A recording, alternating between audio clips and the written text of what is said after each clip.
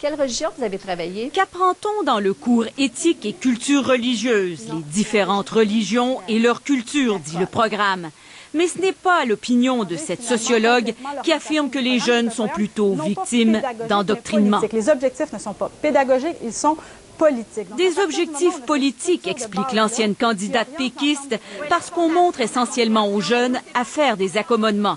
On va demander même aux enfants d'eux-mêmes inventer des accommodements. Alors on les met en situation. Elle affirme que le cours impose une nouvelle définition de l'identité québécoise qui serait fondée sur les chartes qui interdisent, selon l'auteur, l'expression des opinions nationalistes.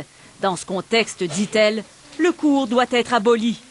Voilà qui en a sidéré plusieurs, dont l'opposition. Que ce n'est pas un transfert de connaissances, ce n'est qu'un transfert de tolérance. Mais il reste prudent et réclame la tenue d'une commission parlementaire pour revoir le cours, qui selon lui dérive dans un trop grand respect du multiculturalisme. Comme si la Charte des droits et libertés remplaçait tout le contenu de l'histoire d'une nation ou des nations. Le gouvernement défend le contenu du cours, mais la ministre de l'Éducation a admis qu'il tenait aussi compte du respect des chartes. Le principe juridique reconnu au Québec, c'est le principe de l'accommodement raisonnable. Mais le programme, dit-elle, en est un de culture et d'ouverture vers le monde.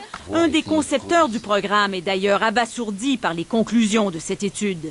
Tolérance, égalité des sexes, respect, ouverture et